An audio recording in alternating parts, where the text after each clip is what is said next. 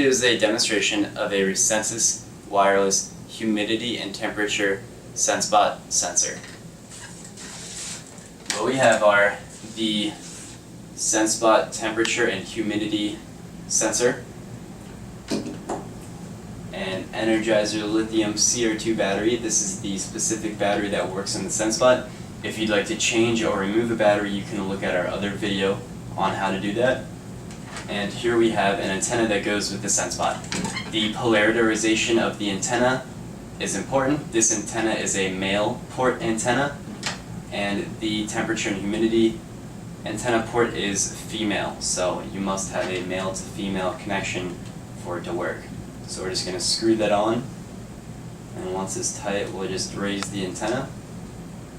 And now we are ready to open the SenseScope software. Once double-clicking, we go to the title screen. We don't have to worry about logging in with any type of credentials because we are just using live mode. Also in live mode, you need to make sure that you have the licensing dongle and the USB sync dongle into the USB slots of your computer. Once everything is in order, you press the second button, which is the live mode button, and that brings you to SenseScope. Now, once here, go to data source and you press live. At the bottom you can see the COM serial port settings.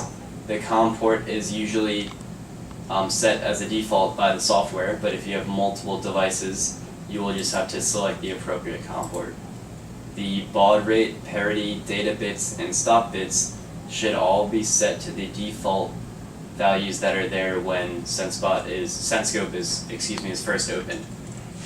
Now once everything is good, we open the serial port, and here we can see the data packets being transmitted. We will go straight to the graphing option, and we want to look at a graph of the humidity of this SenseBot. So we can identify the SenseBot by its identification number that we see on the top plate. This identification number is 14030461. Now to find that same SenseBot on SenseScope, I look for its ID. I can filter the IDs by pressing the top button, and here is that same SenseBot.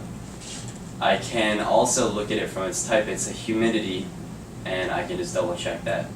Now I want to look at the humidity quantity. I can select all of these quantities to look at, but right now we'll just look at humidity. Once I have that quantity and the ID highlighted, I just press add chart, and this shows the humidity that the SenseBot sensing element right here is experiencing. So to show a demonstration, I'm just going to put it in my closed hand and close it, and the humidity will begin to rise.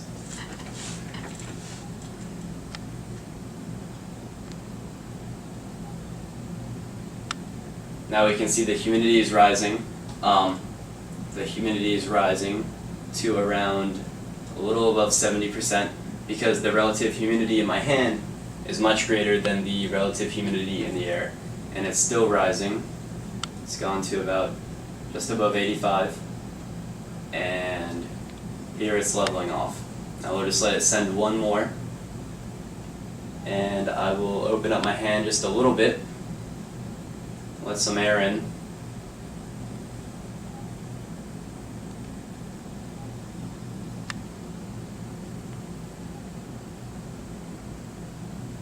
And here we can see that it's still pretty high, so I'm just going to let it totally out of my hand and let it back in the open environment.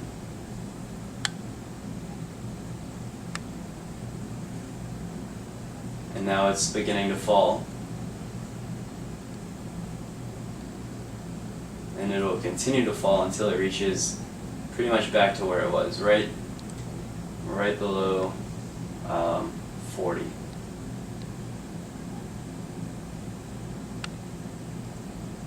Now if I want to see the temperature that this SenseBot sensing element is experiencing, I'm going to just remove this graph. I can do that by pressing remove graph or remove all graphs. I'll just remove this graph. and I will highlight temperature probe, and I will add that graph here. Now this shows what we've been doing previously, just the same type of demonstration. I'll put it in my closed hand and the temperature will rise. The temperature scale can be seen on the left in terms of Celsius. And I just put it in my hand so it'll begin to rise. And now it's starting to get higher. You can see it's at 30 degrees Celsius. And it's going up to 32.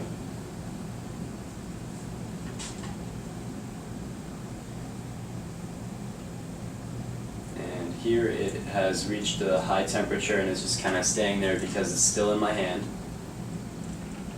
And it's going up just a little bit. And after it transmits once more, I'll let go of it and it'll begin to reduce back to the open atmosphere temperature. I've just let it go from my hand and it'll start to decline slowly back to its original temperature.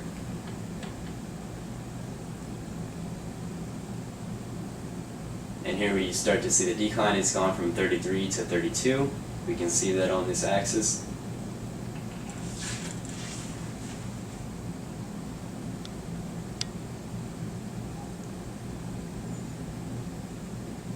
And it's starting to go back down.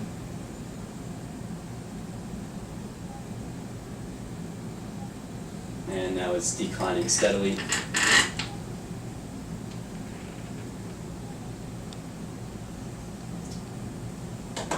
Now if I'd like to change the properties of this SenseBot, I highlight the ID, it's already highlighted, I right click, I press properties, and here I can change the name of the SenseBot, and in calibration I can change the offsets and coefficients of the data being transmitted.